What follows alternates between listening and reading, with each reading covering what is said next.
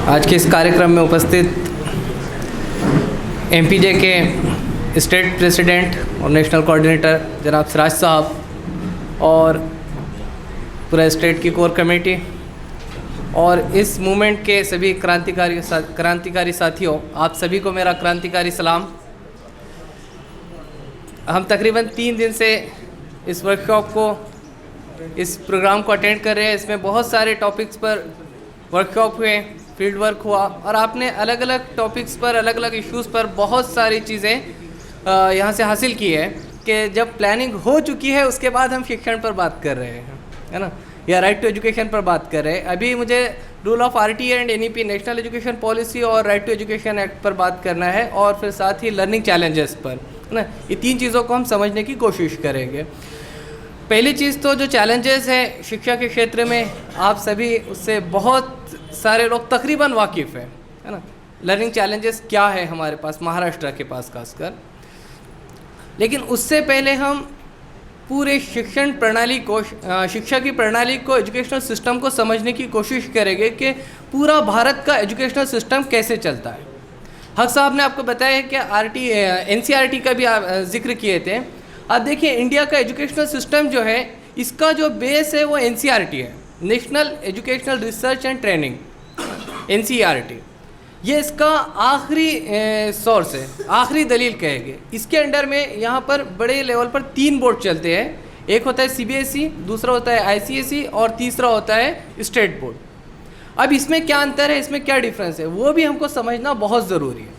जब तक हम इन चीज़ों को नहीं समझेंगे तो हम जो चैलेंजेस है उसको फेस नहीं कर सकते, जो प्रॉब्लम्स है, जो इश्यूज़ है उसको दूर नहीं कर सकते। अभी नेशनल एजुकेशन पॉलिसी में बहुत सारे बदलाव आए, हम उस पर भी बात करेंगे। लेकिन बात अभी मैं बोर्ड्स की कर रहा हूँ। सीबीएसई क्या है, आईसीएसई क्या है और स्टेट बोर्ड क्या है। अब देखिए, हमारे पास महाराष्ट्र के अंदर मेजॉरिटी जो है स्टूडेंट्स की, वो स्टेट बोर्ड को फॉलो करती है, महाराष्ट्र स्टेट बोर्ड को। अब महाराष्ट्र स्टेट बोर्ड, जितने भी बोर्ड है, चाहे सीबीएसई हो, आईसीएसई हो या स्टेट बोर्ड हो, इनको एनसीईआरटी को फॉलो करना ज़रूरी है, कंपलसरी है।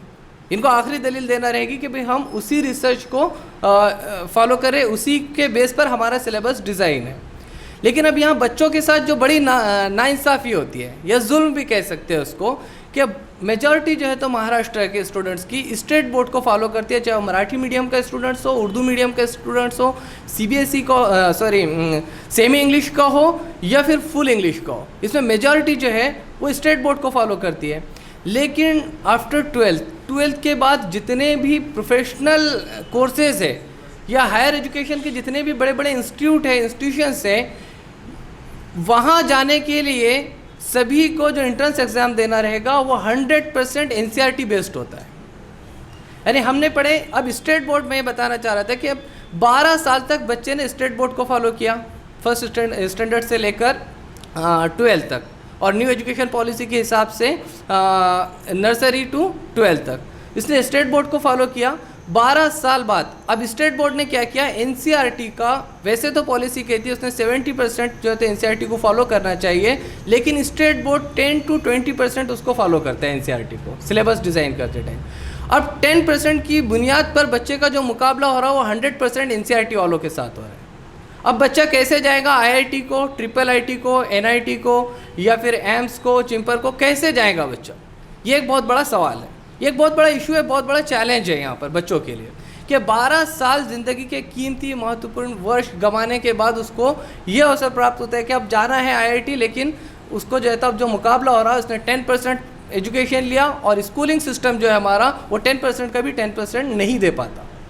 इससे ये फैक्ट है और आप भी वाकिफ़ है। चाहे आप ग्रामीण देख लिए, शहरी विभाग देख लिए, अर्बन रूरल दोनों तरफ जो है तो स्कूलों का यही हाल है। चाहे ज़िला परिषद का स्कूल हो, कॉरपोरेशन का स्कूल हो या गवर्नमेंट एडेड हो, बहुत कम स्कूल्स ऐसे हैं जो स्टेट बोर्ड को 100% दे पाते हैं या फिर 90% दे पाते हैं। तो ये एक बहुत बड़ा इशू है महाराष्ट्र के अंदर। और अगर शायद प्लानिंग इसकी इशू के बाद होती तो शायद मुझे ऐसा लग रहा है कि हमारे पास अक्सरियत जो है तो यहाँ पर अपनी प्लानिंग का पार्ट राइट टू एजुकेशन को बनाते थे और एजुकेशन को बनाते थे, और हम एजुकेशन पे एक बड़ा मूवमेंट या बड़ा कैंपेन यहाँ पर खड़ा कर सकते थे। तो ये एक बहुत बड़ा बच्चों के साथ नाइंसाफ़ी है कि 10 साल 12 साल बर्बाद करने के बाद उसको 100% NCERT पर एग्ज़ाम देना पड़ता है, जहाँ पैटर्न भी चेंज हो जाता है।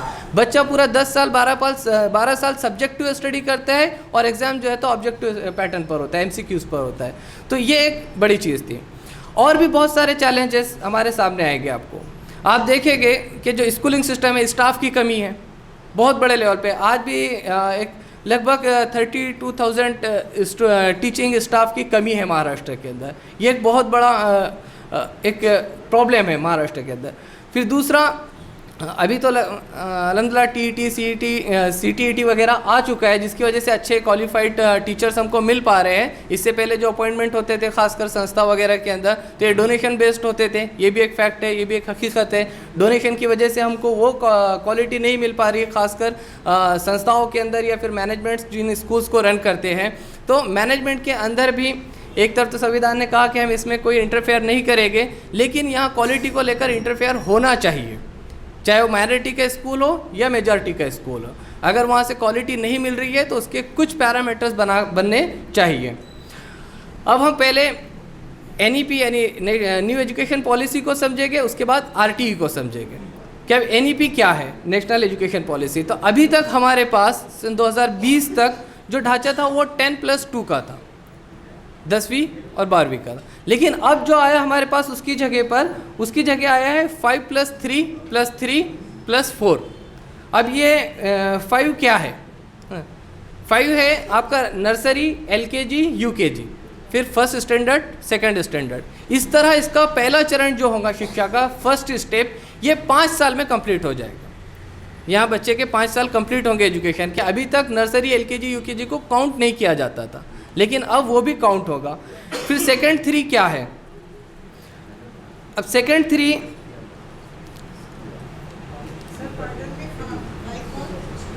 सॉरी 5 नर्सरी, LKG, UKG और फर्स्ट स्टैंडर्ड, सेकंड स्टैंडर्ड, यहाँ उनका फर्स्ट स्टेज कंप्लीट होगा। फिर सेकंड है 3, है ना, 5 के बाद 5+3 में प्रीपरेटरी स्टेज। इसमें रहेगा बच्चे का तीसरी क्लास से थर्ड स्टैंडर्ड से 5th स्टैंडर्ड तक, तीसरी, चौथी और 5वीं क्लास। यहाँ इसका सेकंड एक फेज कंप्लीट होगा, सेकंड चरण यहाँ पर कंप्लीट हो जाएगा। फिर सेकंड 3 जो है +3, यहाँ पे 6th स्टैंडर्ड से 8th स्टैंडर्ड तक, यानी 6ठी, 7वीं और 8वीं क्लास, यहाँ बच्चे के 14 ईयर्स कंप्लीट हो रहे हैं। यानी बच्चे के यहाँ पे 14 साल तक जो फ्री एजुकेशन RTE ने दिया है, यहाँ तक उसको मिल जाएगा। अब इसमें अलग अलग ये कि कौन सी एज को कहाँ तक कवर किया जा रहा है, उस पर भी हम डिस्कस कर सकते हैं, लेकिन उस पर हम फिर करेंगे। अब जो 4th है 3+3+4, तो इसमें 9th स्टैंडर्ड से 12th स्टैंडर्ड को कवर किया जा रहा है। 9वीं, 10वीं, 11वीं, 12वीं। अभी तक 10th क्लास में जो बोर्ड हुआ करता था, बोर्ड का एग्ज़ाम हुआ करता था, अब वो यहाँ पर न्यू एजुकेशन पॉलिसी के हिसाब से वो इसका पार्ट नहीं रहा। अब डायरेक्ट 12th में ही बोर्ड का एग्ज़ाम होगा, 8th स्टैंडर्ड पे होगा, जिसमें फेल करना पॉसिबल नहीं है किसी को। अब नई शिक्षा नीति के अहम बदलाव अगर हम देखते हैं, है ना, इसमें क्या ख़ास चेंजेस है। देखिए, पॉलिसी अभी तक ये तीसरी मरतबा चेंज हुई है इंडिया के अंदर। पहली पॉलिसी हुई थी चेंज 1968 में, 1968 में। सेकंड हुआ 1986 में, 1986 में। और अब उसके बाद 33 साल बाद ये एक बड़ा बदलाव जो है तो पॉलिसी के अंदर आया है। यानी सन 2020 में जो पॉलिसी बनी है, इसमें एक बड़ा चेंज आया है, जिसमें बच्चे को नर्सरी से ही एजुकेशन का, डायरेक्ट एजुकेशनल सिस्टम का पार्ट बनाया गया है। अब इसमें अहम बदलाव अगर हम देखते हैं तो 5वीं तक छात्रों को, स्टूडेंट्स को जो है तो मदर टंग में, मदर लैंग्वेज में जो है तो तालीम दी जाएगी, शिक्षा दी जाएगी। मातृभाषा में इनको शिक्षा दी जाएगी 5वीं क्लास तक। अब मातृभाषा हो सकती है या फिर लोकल लैंग्वेज में होगी या फिर राष्ट्रीय लैंग्वेज, नेशनल लैंग्वेज में होगी। ये यहाँ पर एक ख़ास चेंज आया है। 5वीं क्लास तक बच्चों को इलाकाई ज़बान में या फिर राष्ट्रीय भाषा में या फिर उसकी अपनी मदर टंग में एजुकेशन देने की कोशिश की जाएगी। इस पर ये कंपलसरी रहेगा, खासकर गवर्नमेंट इंस्टीट्यूशन में। प्राइवेट इंस्टीट्यूशन तो अपने हिसाब से सिलेबस डिज़ाइन करते हैं और उसमें इंटरफेयर नहीं कर सकते, उनका कॉन्स्टिट्यूशनल राइट है उनका। तो गवर्नमेंट के स्कूल्स में ये कंपलसरी रहेगा कि उनको मदर टंग में, अब इसमें एजुकेशनल सॉरी हाँ national local and mother tongue अभी नहीं, हाँ ये कंपलसरी रहेगा न्यू एजुकेशन पॉलिसी के हिसाब से। अब मातृभाषा का या इलाकाई ज़बान का अपने आप में एक बहुत बड़ा महत्व है, बहुत बड़ा इंपॉर्टेंट है। इसको एजुकेशनल एक्सपर्ट बताते हैं कि जो बच्चा अपनी मदर टंग में, अपनी मातृभाषा में, अपनी माँ की ज़बान में जो एजुकेशन लेगा, तो इसमें बहुत सारे एक्सपर्ट भी बताते हैं और ये भी ऐसा माना जाता है कि भी माँ जो है तो बच्चे की पहली दर्स का है, वहीं पे उसकी पहली तरबियत होती है, इसलिए वहीं से उसका लर्निंग प्रोसेस शुरू हो जाता है। अगर इजराइल का एजुकेशनल सिस्टम देखते हैं तो वहाँ पर बच्चे के तीसरे महीने में जब बच्चा माँ के पेट में होता है, वहीं से उसका लर्निंग पीरियड शुरू हो जाता है, लर्निंग प्रोसेस शुरू हो जाता है। और इस पर बहुत सारे एक्सपर्ट्स ने जो है तो प्रैक्टिकली देखे भी हैं, अलग अलग लोगों के इस पर तजुर्बात आए कि बच्चा माँ के पेट से सीखना शुरू कर देता है। तो यहाँ पर उसका एक अहमियत हमारे सामने आ रही है मातृभाषा की। फिर बाकी विषय जो सब्जेक्ट रहेंगे, चाहे अंग्रेज़ी ही क्यों ना हो उसमें, इंग्लिश, ये एक सब्जेक्ट के तौर पर रहेगा, ये मीडियम के तौर पर यूज़ नहीं होगा। अदर सब्जेक्ट जो रहेंगे वो सब्जेक्ट के तौर पर यूज़ किए जाएंगे। अब सिर्फ 12वीं में बोर्ड की परीक्षा दी जाएगी, जैसे मैं बताया हूँ कि 10th क्लास पे अब बोर्ड नहीं रहेगा, इसलिए और एक बड़ा चैलेंज हमारे सामने आ सकता है। इसको आप पॉइंट रखिए, इंशाल्लाह ये पॉइंट को आप नोट भी कर सकते हैं, जहन में रखिए, इंशाल्लाह आगे इस पर खुलकर हम डिस्कस कर पाएंगे। वहीं कॉलेज की डिग्री, ये भी एक बहुत बड़ा चेंज है न्यू एजुकेशन पॉलिसी में, कि अभी तक हमको ये होता था कि पूरे 3 साल जो है तो ग्रेजुएशन करने के लिए, डिग्री हासिल करने के लिए लगाना पड़ते थे, और उसमें अगर कोई बच्चा फेल हो जाता है फर्स्ट ईयर में, सेकेंड ईयर में, तो वो सर्टिफाइड नहीं होता था, डिप्लोमा होल्डर नहीं कहलाता था, और इस तरह उसके 2 साल वेस्ट हो जाते थे, बर्बाद हो जाते थे।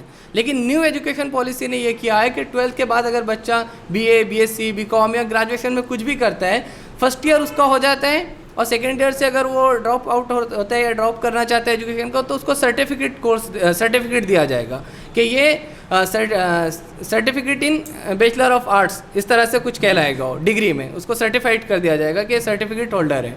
सेकेंड ईयर कि अगर वो सेकेंड ईयर करके छोड़ना चाहता है, ग्रेजुएशन कंप्लीट नहीं कर पा रहा किसी वजह से, तो सेकेंड ईयर में उसको डिप्लोमा दिया जाएगा, वो डिप्लोमा होल्डर कहलाएगा, और थर्ड ईयर में डिग्री होल्डर कहलाएगा। और थर्ड ईयर के बाद जो प्रोफेशनल है, मेडिकल और इंजीनियरिंग, वो 3 से 4 साल की ग्रेजुएशन रहेगा उसमें। तो ये भी एक बड़ा बदलाव न्यू एजुकेशन पॉलिसी में आया है।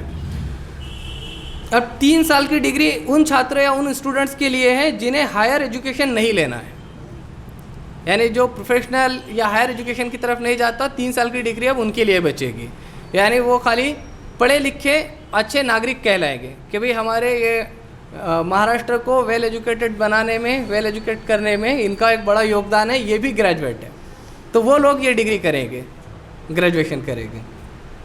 4 साल की डिग्री हायर एजुकेशन वालों को करना कंपलसरी रहेगी, चाहे वो मेडिकल में करें, इंजीनियरिंग में करें या फिर कहीं भी करते हैं। तो 4 साल की डिग्री करने वाले स्टूडेंट 1 साल में डायरेक्ट MA कर सकते हैं। अब PhD को भी बहुत आसान कर दिया गया, आप सब लोग भी डॉक्टर बन सकते हैं, ये न्यू एजुकेशन पॉलिसी की देन है। अब जो है तो डायरेक्ट MA के बाद पहले MPhil वगैरह करना रहता था, अब MPhil वगैरह करने की कोई ज़रूरत नहीं है, आप डायरेक्ट PhD को अप्लाई कर सकते हैं, PhD सबमिट कर सकते हैं, अपना रिसर्च सबमिट कर सकते हैं। ये भी न्यू एजुकेशन पॉलिसी का एक ख़ास बदलाव है।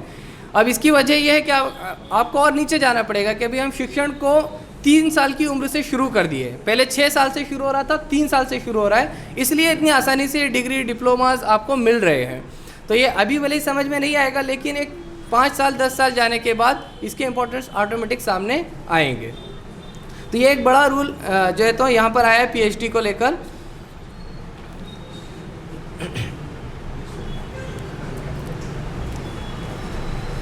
नई शिक्षा नीति के तहत कोई छात्र एक कोर्स के बीच में, है ना, अभी एक कोर्स कर रहा था, कोर्स के बीच में उसने छोड़ दिया, वो तुरंत दूसरे कोर्स की तरफ टर्न हो सकता है, जा सकता है, उसका प्रीवियस ईयर वेस्ट नहीं जाएगा। ये एक बहुत बड़ा बदलाव है इसमें। उसका पिछला साल वेस्ट नहीं होगा। अब उसको जो है तो डायरेक्ट कोर्स बदलने का पूरा यहाँ पर अधिकार रहेगा, पूरा उसको राइट मिलेगा। तो ये ख़ास जो बदलाव है NEP के अंदर। क्वेश्चन आंसर बाद में है इंशाल्लाह, स्पेशल 15 मिनट्स उसके लिए दिए गए हैं।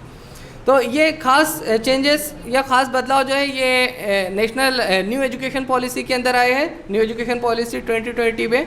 उसके बाद अगर अब हमको RTE को देखना है और उसके बाद फिर दोनों को कंबाइन करना है, दोनों को मर्ज करके हम जो है इस पर डिस्कस करेंगे। अब RTE में क्या है, पहला सवाल तो ये है कि आप लोग RTE से तो वाकिफ़ है सभी लोग, राइट टू एजुकेशन एक्ट। अब राइट टू एजुकेशन एक्ट क्या है, इसको हम लीगल लैंग्वेज में या संविधानिक भाषा में क्या कहेंगे RTE को? तो बहुत सिंपल है, हम RTE पर काम करने वाले एक्टिविस्ट हैं सभी लोग और RTE पर काम कर रहे हैं। देखिए RTE कोई अलग चीज़ नहीं है, जो संविधान का अधिनियम 21 है, आर्टिकल 21A, उसी को RTE कहते हैं। आर्टिकल 21A को RTE कहते हैं, जिसमें 6 से 14 साल के हर बच्चे को, हर भारतीय नागरिक को शिक्षा फ्री देने की, फ्री और कंपलसरी एजुकेशन देने की बात कही गई है। तो संविधान के आर्टिकल 21A को ही RTE कहते हैं, राइट टू एजुकेशन एक्ट कहते हैं। ये हमको हमारे जहन में रहना चाहिए। अब ये RTE 2009 है ना, क्यों है 2009 RTE क्यों है? तो इस पे हम ज़्यादा इसके इतिहास में नहीं जाएंगे, हिस्ट्री में नहीं जाएंगे। आप देखेंगे कि इंडिया के अंदर हमेशा शोषण होता रहा है ना।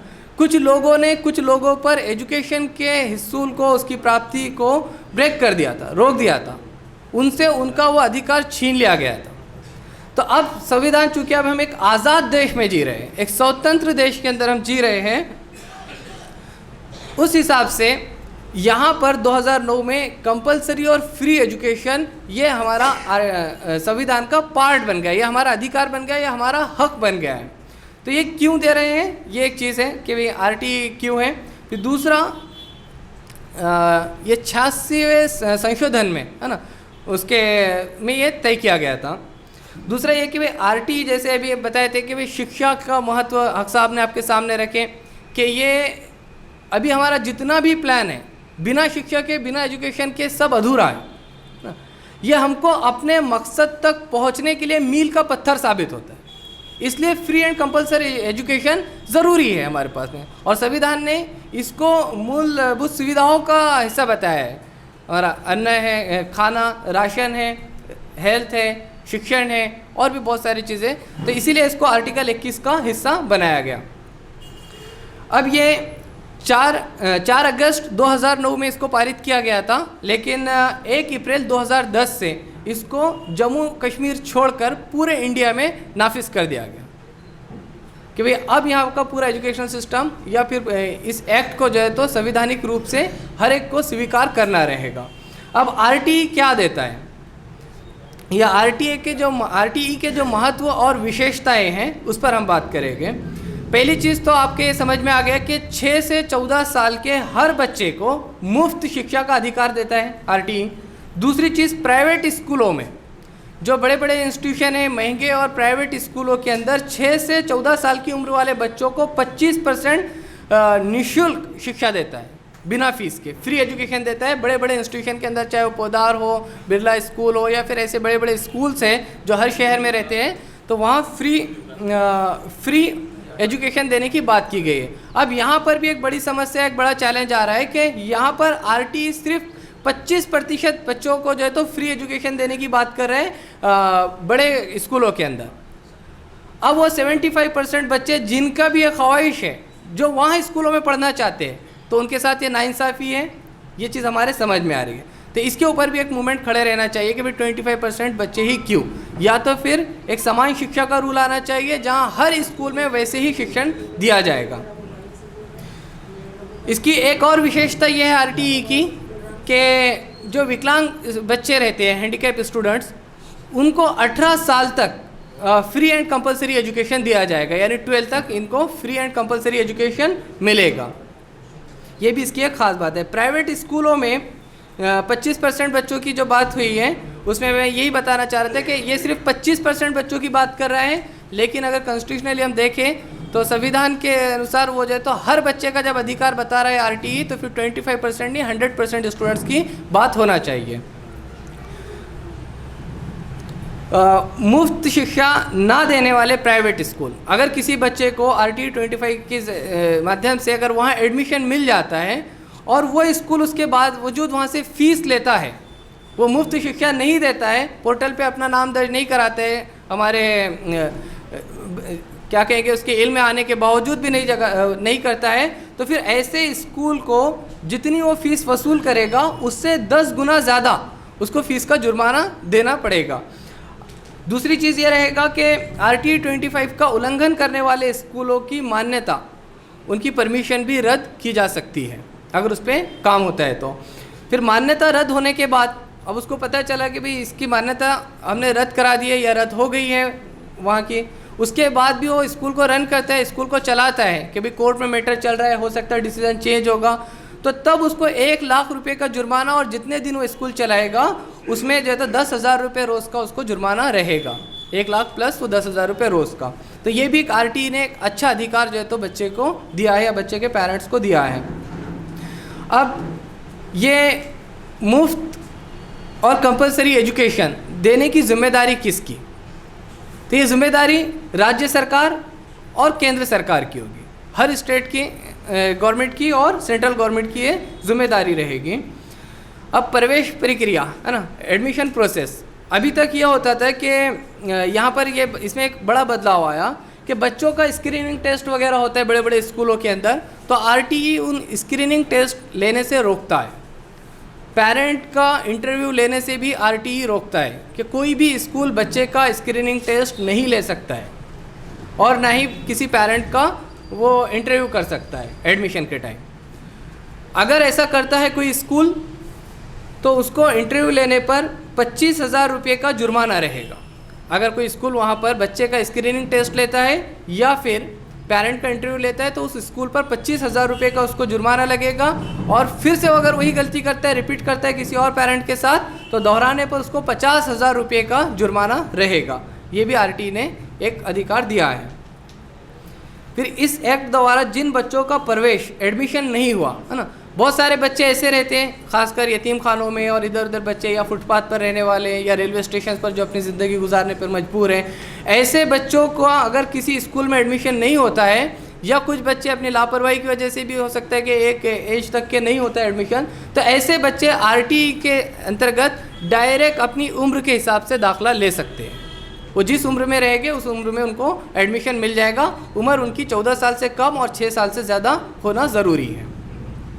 तो ये भी एक बड़ा हक जो है तो आरटीई ने हमको दिया है।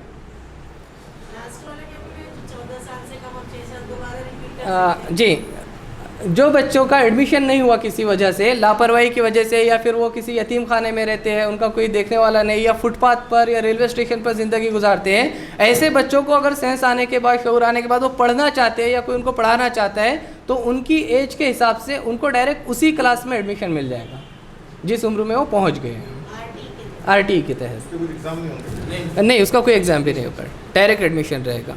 एग्ज़ाम लेने पर जुर्माना होगा स्कूल को। फिर आरटीई एक्ट के तहत कोई भी गवर्नमेंट टीचर है ना, कोई भी शिक्षक या कोई भी गवर्नमेंट टीचर ट्यूशन नहीं ले सकता है, चाहे वो गवर्नमेंट स्कूल का हो या फिर गवर्नमेंट एडेड स्कूल का हो। अगर वो ट्यूशन लेता है तो उस पर कार्रवाई होगी और उसमें उसको सस्पेंड भी किया जा सकता है आरटीई के तहत। तो इस पर ये एक बहुत semi government and government both.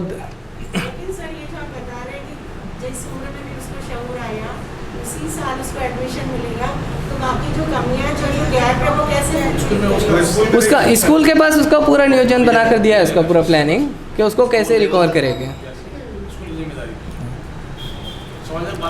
हाँ जी, हो गया बस 5 मिनट में जी, 2 मिनट में हो जाता है। फिर आरटीई जो है, राइट टू एजुकेशन एक्ट, विद्यार्थियों पर होने वाले शारीरिक और मानसिक उत्पीड़न को भी रोकता है ना। अभी जैसे हक साहब ने एक मिसाल दी कि भी उनके ज़माने में या उनसे पहले 90 से पहले वाले ज़माने में बहुत अच्छा एजुकेशन मिलता था, लेकिन वहीं जुल्म के वाक़यात भी हमको मिलते हैं कि टीचर के पास एक बड़ा रूल होता था जैसा पुलिस वाले के पास होता है है ना, डर और खौफ के साथ बच्चे को पढ़ाया जाता है, तो आरटीई रोकता है। आरटीई एक फ्रैंकली और फ्रेंडली इन्वायरमेंट को क्रिएट करता है और वो चाहता है कि बच्चा हंसी खुशी में जो है तो सारी चीज़ें लर्न करे। तो ये भी एक बड़ा अधिकार आरटीई ने दिया है। इसके साथ इसमें बच्चे पर पूरा तवज्जो और बच्चे पर पूरी तरह से फोकस के साथ साथ उसके लेवल तक जाने के लिए, है ना, जिसको हम हिंदी में कहते हैं बाल सुलभ और बाल केंद्रित शिक्षा का इसमें अधिकार दिया है कि बच्चे आरटीए बताता है कि स्कूलिंग सिस्टम जो रहेगा वो बच्चे के लेवल पर जाकर उसको बच्चे को वहाँ पर वो शिक्षण दिया जाएगा और उस पर पूरा फोकस्ड रहेगा। ये भी एक आरटीई का बड़ी ख़ास बात है।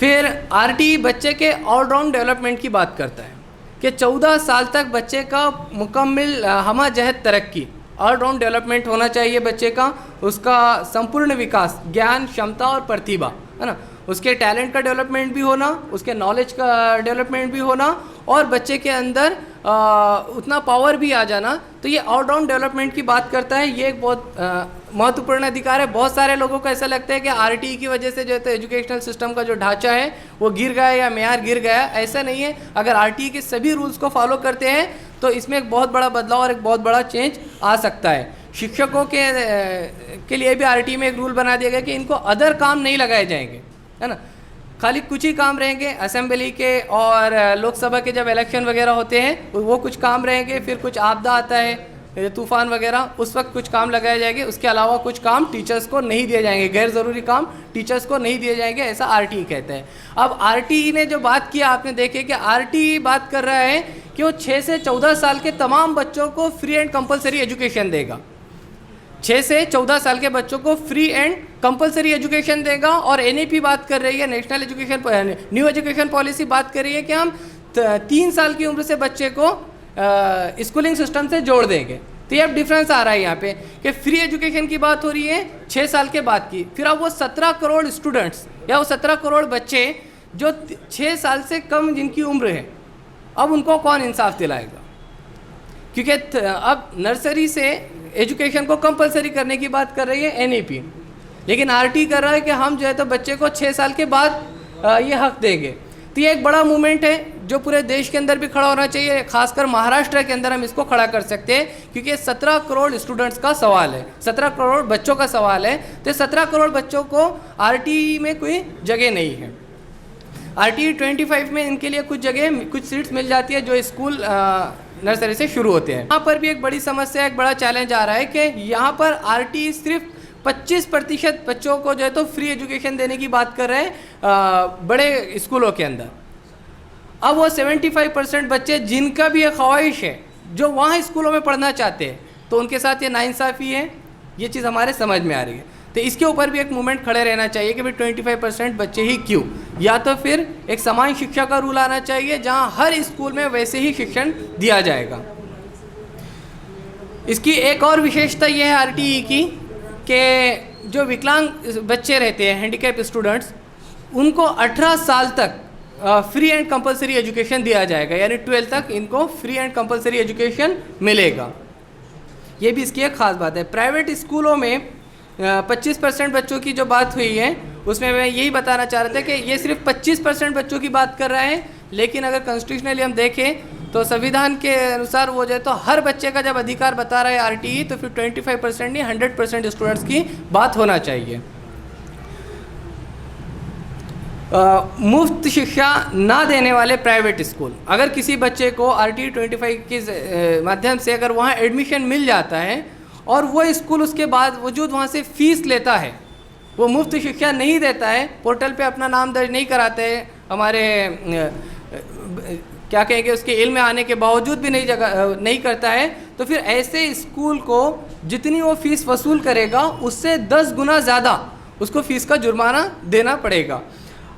दूसरी चीज़ ये रहेगा कि आरटीई 25 का उल्लंघन करने वाले स्कूलों की मान्यता, उनकी परमिशन भी रद्द की जा सकती है अगर उस पर काम होता है। तो फिर मान्यता रद्द होने के बाद अब उसको पता चला कि भाई इसकी मान्यता हमने रद्द करा दी है या रद्द हो गई है वहाँ की, उसके बाद भी वो स्कूल को रन करता है, स्कूल को चलाता है कि भाई कोर्ट में मैटर चल रहा है, हो सकता है डिसीजन चेंज होगा, तो तब उसको 1 लाख रुपए का जुर्माना, और जितने दिन वो स्कूल चलाएगा उसमें जो है तो 10,000 रुपये रोज़ का उसको जुर्माना रहेगा। 1 लाख प्लस वो 10,000 रुपये रोज़ का। तो ये भी एक RTE ने एक अच्छा अधिकार जो है तो बच्चे को दिया है या बच्चे के पेरेंट्स को दिया है। अब ये मुफ्त और कंपलसरी एजुकेशन देने की जिम्मेदारी किसकी? तो ये जिम्मेदारी राज्य सरकार और केंद्र सरकार की होगी। हर स्टेट की गवर्नमेंट की और सेंट्रल गवर्नमेंट की ये जिम्मेदारी रहेगी। अब प्रवेश प्रक्रिया है ना, एडमिशन प्रोसेस, अभी तक ये होता था कि यहाँ पर ये इसमें एक बड़ा बदलाव आया कि बच्चों का स्क्रीनिंग टेस्ट वगैरह होता है बड़े बड़े स्कूलों के अंदर, तो RTE उन स्क्रीनिंग टेस्ट लेने से रोकता है। पेरेंट का इंटरव्यू लेने से भी RTE रोकता है कि कोई भी स्कूल बच्चे का स्क्रीनिंग टेस्ट नहीं ले सकता है, और ना ही किसी पेरेंट का वो इंटरव्यू कर सकता है एडमिशन के टाइम। अगर ऐसा करता है कोई स्कूल तो उसको इंटरव्यू लेने पर 25,000 रुपये का जुर्माना रहेगा। अगर कोई स्कूल वहाँ पर बच्चे का स्क्रीनिंग टेस्ट लेता है या फिर पेरेंट का इंटरव्यू लेता है तो उस स्कूल पर 25,000 रुपये का उसको जुर्माना लगेगा, और फिर से अगर वही गलती करता है, रिपीट करता है किसी और पेरेंट के साथ, तो दोहराने पर उसको 50,000 रुपये का जुर्माना रहेगा। ये भी RTE ने एक अधिकार दिया है। फिर इस एक्ट द्वारा जिन बच्चों का प्रवेश एडमिशन नहीं हुआ है ना, बहुत सारे बच्चे ऐसे रहते हैं खासकर यतीम खानों में, और इधर उधर बच्चे या फुटपाथ पर रहने वाले या रेलवे स्टेशन पर जो अपनी ज़िंदगी गुजारने पर मजबूर हैं, ऐसे बच्चों को अगर किसी स्कूल में एडमिशन नहीं होता है, या कुछ बच्चे अपनी लापरवाही की वजह से भी हो सकता है कि एक एज तक के नहीं होता है एडमिशन, तो ऐसे बच्चे RTE के अंतर्गत डायरेक्ट अपनी उम्र के हिसाब से दाखिला ले सकते हैं। वो जिस उम्र में रहेंगे उस उम्र में उनको एडमिशन मिल जाएगा। उम्र उनकी 14 साल से कम और 6 साल से ज़्यादा होना ज़रूरी है। तो ये भी एक बड़ा हक जो है तो RTE ने हमको दिया है। लास्ट वाला क्या बोले, 14 साल से कम और 6 साल, दोबारा रिपीट कर जी, जो बच्चों का एडमिशन नहीं हुआ किसी वजह से, लापरवाही की वजह से, या फिर वो किसी यतीम खाने में रहते हैं, उनका कोई देखने वाला नहीं, या फुटपाथ पर या रेलवे स्टेशन पर ज़िंदगी गुजारते हैं, ऐसे बच्चों को अगर सेंस आने के बाद, शऊर आने के बाद वो पढ़ना चाहते हैं या कोई उनको पढ़ाना चाहता है, तो उनकी एज के हिसाब से उनको डायरेक्ट उसी क्लास में एडमिशन मिल जाएगा जिस उम्र में वो पहुँच गए हैं RTE के तहत। नहीं, उसका कोई एग्ज़ाम भी नहीं होगा, डायरेक्ट एडमिशन रहेगा। एग्ज़ाम लेने पर जुर्माना होगा स्कूल को। फिर RTE एक्ट के तहत कोई भी गवर्नमेंट टीचर है ना, कोई भी शिक्षक या कोई भी गवर्नमेंट टीचर ट्यूशन नहीं ले सकता है, चाहे वो गवर्नमेंट स्कूल का हो या फिर गवर्नमेंट एडेड स्कूल का हो। अगर वो ट्यूशन लेता है तो उस पर कार्रवाई होगी और उसमें उसको सस्पेंड भी किया जा सकता है RTE के तहत। तो इस पर ये एक बहुत semi government and government both. लेकिन सर ये जो आप बता रहे हैं कि जिस उम्र में भी उसको शऊर आया उसी साल उसको एडमिशन मिलेगा, तो बाकी जो कमियां जो ये गैप है वो कैसे उसका स्कूल के पास उसका पूरा नियोजन बनाकर दिया है, उसका पूरा प्लानिंग कि उसको कैसे रिकवर करेंगे। हाँ जी, हो गया बस 5 मिनट में जी, 2 मिनट में हो जाता है। फिर RTE जो है, राइट टू एजुकेशन एक्ट, विद्यार्थियों पर होने वाले शारीरिक और मानसिक उत्पीड़न को भी रोकता है ना। अभी जैसे हक साहब ने एक मिसाल दी कि उनके ज़माने में या उनसे पहले 90 से पहले वाले ज़माने में बहुत अच्छा एजुकेशन मिलता था, लेकिन वहीं जुल्म के वाक़यात भी हमको मिलते हैं कि टीचर के पास एक बड़ा रूल होता था जैसा पुलिस वाले के पास होता है ना, डर और खौफ के साथ बच्चे को पढ़ाया जाता है। तो RTE रोकता है। RTE एक फ्रैंकली और फ्रेंडली इन्वायरमेंट को क्रिएट करता है और वो चाहता है कि बच्चा हंसी खुशी में जो है तो सारी चीज़ें लर्न करे। तो ये भी एक बड़ा अधिकार RTE ने दिया है। इसके साथ इसमें बच्चे पर पूरा तवज्जो और बच्चे पर पूरी तरह से फोकस के साथ साथ उसके लेवल तक जाने के लिए है ना, जिसको हम हिंदी में कहते हैं बाल सुलभ और बाल केंद्रित शिक्षा का इसमें अधिकार दिया है कि बच्चे RTE बताता है कि स्कूलिंग सिस्टम जो रहेगा वो बच्चे के लेवल पर जाकर उसको बच्चे को वहाँ पर वो शिक्षण दिया जाएगा और उस पर पूरा फोकस्ड रहेगा। ये भी एक RTE का बड़ी ख़ास बात है। फिर RTE बच्चे के ऑलराउंड डेवलपमेंट की बात करता है कि 14 साल तक बच्चे का मुकम्मल हमाजहत तरक्की, ऑलराउंड डेवलपमेंट होना चाहिए बच्चे का, उसका संपूर्ण विकास, ज्ञान, क्षमता और प्रतिभा है ना, उसके टैलेंट का डेवलपमेंट भी होना, उसके नॉलेज का डेवलपमेंट भी होना और बच्चे के अंदर उतना पावर भी आ जाना। तो ये ऑलराउंड डेवलपमेंट की बात करता है। ये एक बहुत महत्वपूर्ण अधिकार है। बहुत सारे लोगों को ऐसा लगता है कि आरटीई की वजह से जो है एजुकेशनल सिस्टम का जो ढांचा है वो गिर गया या मेयार गिर गया। ऐसा नहीं है। अगर आरटीई के सभी रूल्स को फॉलो करते हैं तो इसमें एक बहुत बड़ा बदलाव और एक बहुत बड़ा चेंज आ सकता है। शिक्षकों के लिए भी आरटीई में एक रूल बना दिया गया कि इनको अदर काम नहीं लगाए जाएंगे, है ना।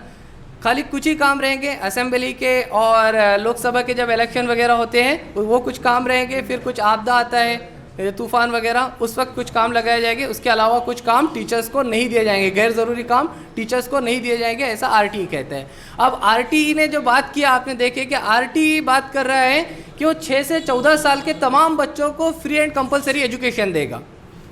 6 से 14 साल के बच्चों को फ्री एंड कंपलसरी एजुकेशन देगा। और एनईपी बात कर रही है, national education new education policy बात कर रही है कि हम 3 साल की उम्र से बच्चे को स्कूलिंग सिस्टम से जोड़ देंगे।